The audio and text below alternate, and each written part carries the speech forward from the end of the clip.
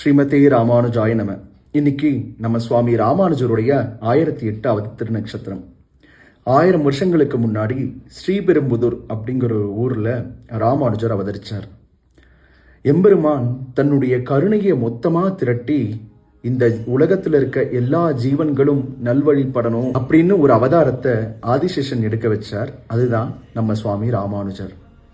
இன்னைக்கு நாம நினைச்சிட்டு இருக்க பல விஷயங்களை 1000 வருஷங்களுக்கு முன்னாடியே செயல்முறையில நடைமுறையில நடத்தி காட்டியவர் நம் சுவாமி ராமானுஜர். கண்ணன் அனைவருக்கும் சமம், ஆசையரையோர் எல்லாம் கண்ணனை அடையலாம், கண்ணன் முன் அனைவரும் சமம். அதாவது இன்னைக்கு நம்ம சொல்ற அந்த ஈக்குவாலிட்டிலாம் இருக்கு இல்லையா, அது எல்லாத்தையும் 1000 வருஷங்களுக்கு முன்னாடியே நடைமுறையில் சாத்தியப்படுத்தியவர் நம் சுவாமி ராமானுஜர். நம் சுவாமி ராமானுஜருக்கு நிறைய பெயர்கள் இருக்கு. எதிராஜர், இளையாழ்வான், உடையவர் அப்படின்னு. அதுல இந்த உடையவருங்கிற பெயர் ரொம்பவுமே சிறப்பு வாய்ந்தது. எப்படின்னா, ராமானுஜர் தன்னுடைய கருணையினால அனைவரின் உள்ளங்களையும் உடையவர்.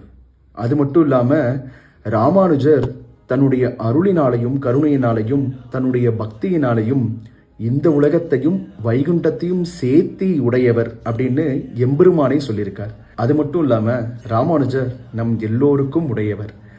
இப்படி பல விஷயங்கள் இந்த உடையவருங்கிற திருநாமத்துக்கு இருக்கு. இதே போல ஒவ்வொரு ராமானுஜருடைய திருநாமத்துக்கும் ஒரு ஆழமான அர்த்தம் உண்டு. அது மட்டும் இல்லாம எம்பெருமானுடைய கருணை மட்டுமே வடிவான ஒரு உருவம் ராமானுஜர். கருணையே வடிவானவர் ராமானுஜர். அதனாலதான் நம் சுவாமி ராமானுஜரை காரே கருணை ராமானுசா அப்படின்னு சொல்றோம்.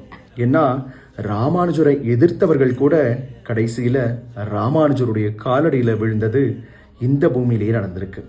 அப்படிப்பட்ட அனைவருக்கும் அருளாளனா இருக்கக்கூடியவர் நம் சுவாமி ராமானுஜர். இன்னைக்கு நம்ம சுவாமி ராமானுஜருடைய 1008வது திருநக்ஷத்திரம். இந்த திருநாளில் ராமானுஜருடைய பொற்றாளினை பணிவோம். ஸ்ரீமதே ராமானுஜாய நம. அடியேன் ராமானுஜதாசன்.